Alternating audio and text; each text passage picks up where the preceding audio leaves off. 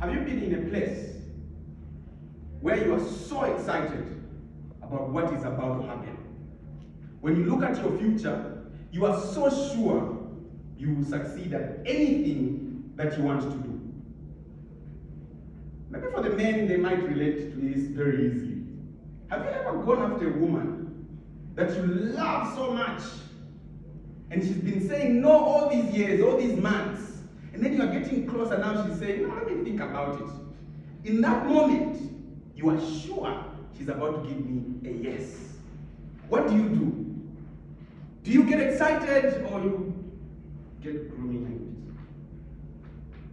and just waste the moment? Of course we get excited.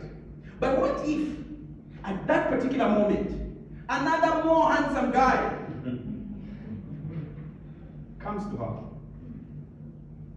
and asks her a question if she would be his girlfriend? What do you say?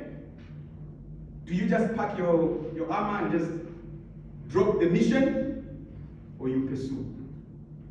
And those are sometimes the moments when we feel like we've just fallen on our face. Now, ladies and gentlemen, what do you do when you fall on your face?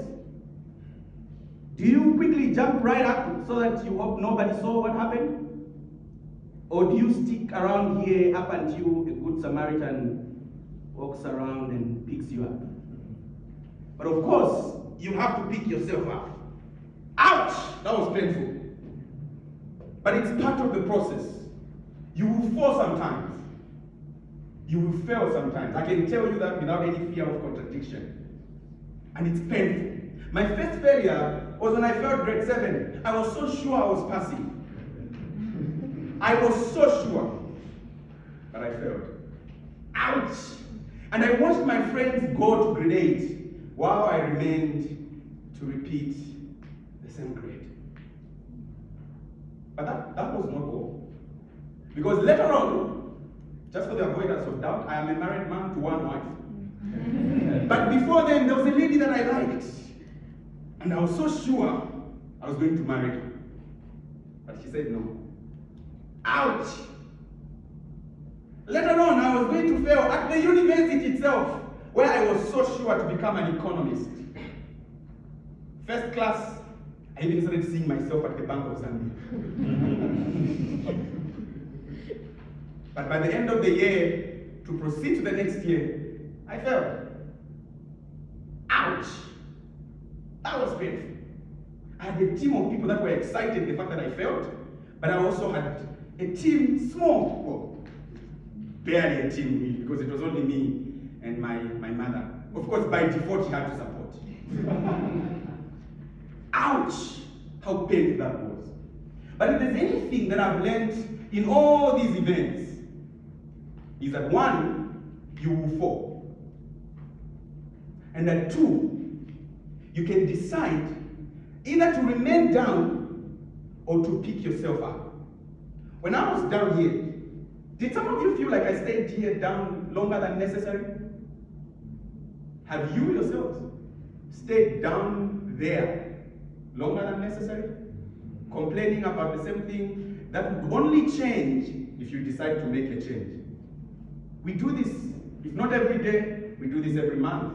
Sometimes we do this every year, where we hope we would lose the weight. But come what December, we still weigh 97 as opposed to 70. We fall down on our faces, and sometimes we just let ourselves go. Ouch! We will have those moments. They are coming. You don't even have to invite them. The mere fact that you are alive, you will have the ouch moments. And they are painful. And they can be embarrassing sometimes. But you have the choice. Stay there longer than necessary, or rise, dust yourself, put up a suit, as if you are into suits, or just put up anything and forge ahead in life. I was the first Eagles Toastmaster president, and I failed terribly. Yes, I failed terribly. Ouch! But here I am today, because I decided to pick myself up and learn the lessons that I had to learn and improve on what I needed to improve. Are you in places where when you fail, you just hang your gloves on the wire and you just never look back? Imagine Thomas Edison. Imagine Mark Zuckerberg.